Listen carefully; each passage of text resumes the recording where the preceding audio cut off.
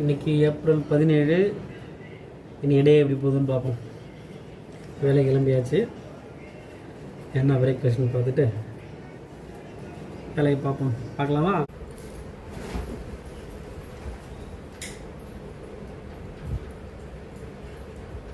இன்றைக்கி நம்ம வீட்டில் என்ன பிரேக்ஃபாஸ்ட்னு பார்த்தீங்கன்னா கேழ்வரகு புட்டு. அன்றைக்கி ஹெல்தி பிரேக்ஃபாஸ்ட். இன்னும் கொஞ்சம் நெய் வாசம் அடிக்கல, நெய் ஊற்றிருக்கலாமே. அம்மா நெய் ஊற்றினியா அதில்?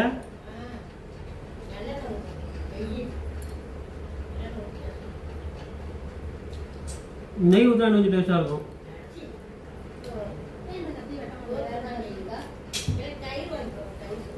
சூப்பராக இருக்கும்.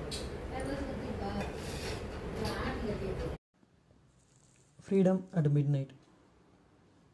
இது ஒரு 30 நிமிஷம் படம். யூடியூப்பில் வந்து அவைலபிளாக இருக்குது. மலையாள படம் தான், தமிழில் டப் பண்ண வெர்ஷனும் இருக்குது. ஃப்ரெண்டு தான் இந்த படத்தை எனக்கு ஷேர் பண்ணியிருந்தான். அந்த பொண்ணோட ஹேர் ஸ்டைல் ரொம்ப அழகாக இருக்குதுன்னு சொல்லி தான் அந்த படத்தை கிளிக் பண்ணி நான் பார்க்க ஆரம்பித்தேன். இந்த படம் இப்படி தொடங்குது.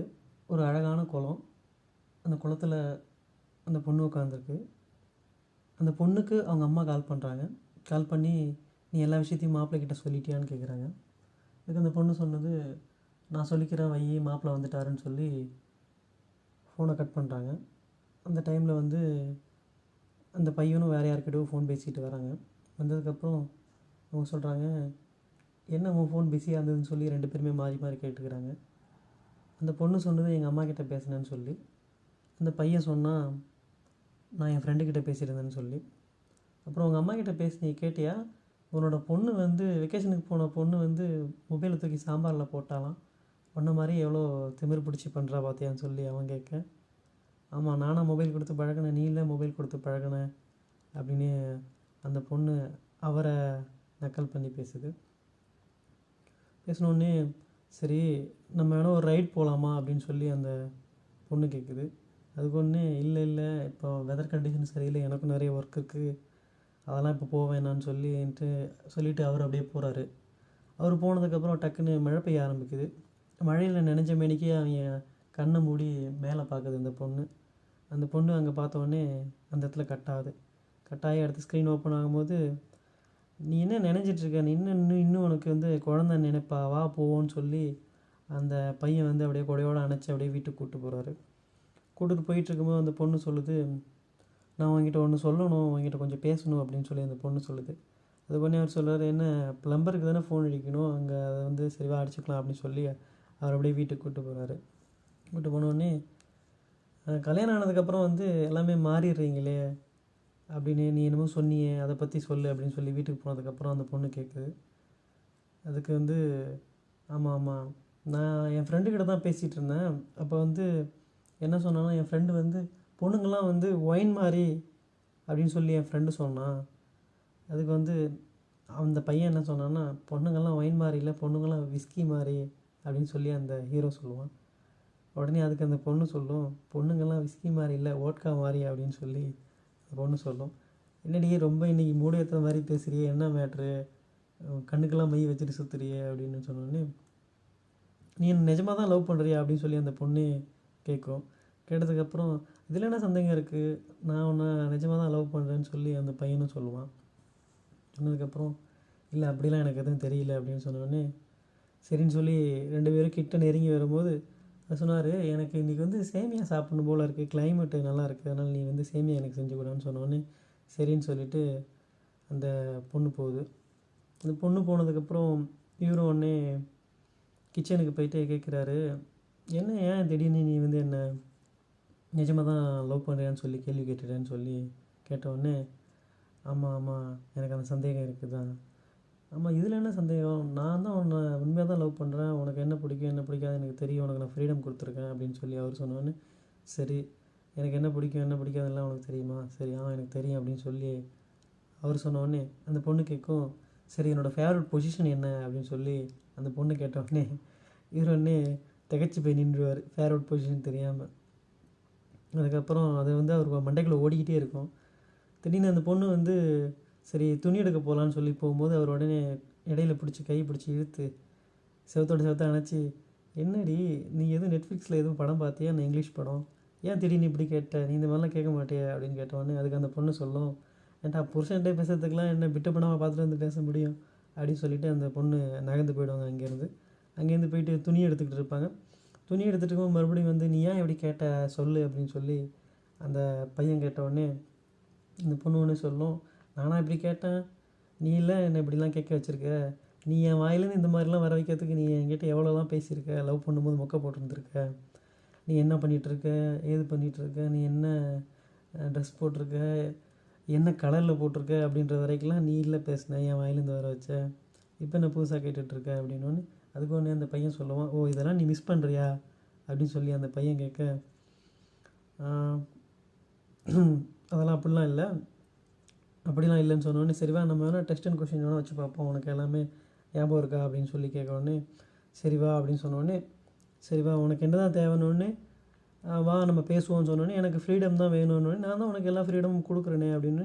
எது ஃப்ரீடம்? சரி ஓகே, இந்த டைமில் வந்து நான் வந்து வேறு ஒரு பையன் கூட போனால் உனக்கு எப்படி இருக்கும் அப்படின்னு நான் தோணுன்னே, இடையில வேறு அந்த பையனுக்கு ஃபோன் வரும். ஃபோன் வந்தோடனே, நீ ஏன்டி இப்படி சொல்கிற, வேறு ஒரு பையன் கூட போகணுன்னு சொல்கிறியே, என்ன பிரச்சனை, ஏன் இப்படிலாம் பேசுகிற அப்படின்னோடனே, ஆமாம் எனக்கு அப்படி தோணுது அப்படின்னு சொன்னோடனே, சரின்னு சொல்லிவிட்டு அந்த பொண்ணு வந்து சேமியா செய்ய போயிடும். இவன் உடனே டென்ஷனில் வந்து சரக்கை போட்டுட்டு தம் அடிச்சிட்டு இருப்பான். தம் அடித்தோடனே, நீங்கள் வாடி தண்ணி எடுத்துகிட்டு வாடின்னு சொல்லி அந்த பொண்ணை கூப்பிட்டோடனே, அந்த பொண்ணு உடனே வரும், நீ சொல்கிறதுலாம் தப்பு இல்லையா, அது வந்து மாறல் இல்லையே, இது ரொம்ப தப்பான விஷயமாச்சு, இதுவா ஃப்ரீடமே, இதுக்கு பேர் அரிப்பு இல்லையா அப்படின்னு சொன்னோடனே, நீ சொல்கிறதெல்லாம் சரியில்லை அப்படின்னு சொன்னோடனே அந்த பொண்ணு உடனே டென்ஷன் ஆகிடுவா. ஓ அப்படியா, சரி சரி, நீ ஏன் வந்து என் பொண்ணுக்கிட்ட மொபைல் கொடுத்த, அந்த மொபைலில் இருந்த விஷயங்கள்லாம் உனக்கு என்னன்னு தெரியுமா, அதில் யாருக்கும் ஃபக்யூன்னு நீ மெசேஜ் பண்ணியிருக்க அப்படின்னோடனே, இந்த மொபைல் என்ன இருக்குது அப்படின்னு சொன்னோடனே அவனே மொபைல் எடுத்துருவான். நீ பயப்படாத, அதில் இருக்க விஷயத்தெல்லாம் நான் டெலிட் பண்ணிட்டேன், நீ மட்டும் யாரோ ஒருத்தவங்க கூட மெசேஜ் பண்ணுற, அவங்களுக்கு சாட் பண்ணுற, ஓகேவா, நீ வந்து எல்லாமே பண்ணிகிட்ருக்க, நான் வந்து உன் குடும்பத்துக்கும் உனக்காகவும் சேவை செய்யணும், நீ மட்டும் ஊர் மேய்ஞ்சிட்ருக்கியே, இதெல்லாம் வந்து நல்லா இருக்கா அப்படின்னு சொல்லி அதோட அந்த சண்டையை முடிச்சுட்டு அந்த பொண்ணு சமையக்கட்டுக்கு போயிட்டு சேமியாவை கிண்டி வெத்தலையை போட்டு அப்படியே கண்ணை மூடுவாள். கண்ணை மூடினதுக்கப்புறம் அதே இடத்துல அந்த மழையில் நினைகிற மாதிரி ஒரு ஷார்ட் அங்கேருந்து ஓப்பன் ஆகும். இப்போ முதல்லேருந்து வந்து கூப்பிடுவான், என்ன நீ ரொம்ப மழையில் நினைச்சிட்ருக்க, நீ என்ன குழந்தைன்னு நினைப்பா உனக்கு, நீலாம் மழையில் நினைச்சா வந்து யார் ஒன்று பார்க்குறது அப்படின்னு சொல்லி உடனே அப்படியே கூப்பிட்டு வருவான். அவள்கிட்ட ஒரு கொடையை கொடுத்துட்டு இவன் ஒரு கொடையை எடுத்து தனியாக நடந்து வருவாங்க. ரெண்டு பேரும் நடந்து வந்துட்டு இருக்கும்போது அப்போ தான் அவன் மறுபடியும் கேட்பா, இந்த மாதிரி நான் உங்ககிட்ட பேசணும் அப்படின்னு சொன்னோடனே, என்ன ப்ளம்பருக்கு தானே பேசணும், சரி சரி நானே ஃபோன் அடித்து எடுக்கலை, நீ வேணால் அடித்து பாரு அப்படின்னு சொல்லி உடனே அந்த பொண்ணுக்கு வந்து ஒரு மௌனம் கலந்து ஒரு சிரிப்பு வரும். அப்போ தான் நமக்கு வந்து புரியும், இவ்வளோ நேரம் வந்து அந்த பொண்ணு வந்து நினச்சி பார்த்துட்டு இருந்திருக்கு, கனவு போல் நினச்சி பார்த்து அவன்கிட்ட பேசுகிற மாதிரி நினச்சி பார்த்துருந்துருக்கு போல் அப்படின்றது அந்த டைமில் தான் புரியும். இப்படி தான் அந்த படம் முடியுது. டைம் இருந்தால் நீங்களும் அந்த படத்தை பார்க்கலாம்.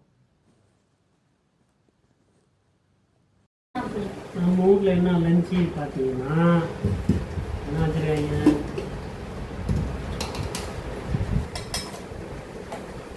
வெயிலுக்கு விதமான ரைஸ் சாப்பிடும். இதுதான் இந்த டைமில் உடம்பு அதிகமாக இருக்கக்கூடாது. வெயில் டைமில் தயிர் டெய்லி கூட சாப்பிடலாம். ரைஸ் சாதம் வச்சுருக்காங்க, உருளைக்கிழங்கு பொரியல் இருக்குது, அது வச்சுக்கணும்.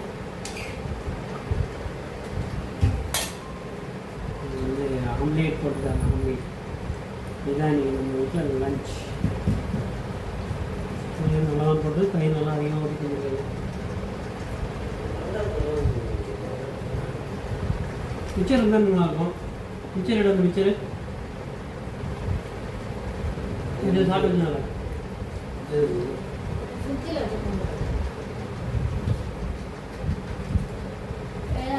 ரைஸ் சாப்பிட்டு மிச்சர், காரா பஞ்சி, அந்த மாதிரி ஸ்நாக்ஸ் வந்து சிப்ஸு அதெல்லாம் சொல்கிறாங்க.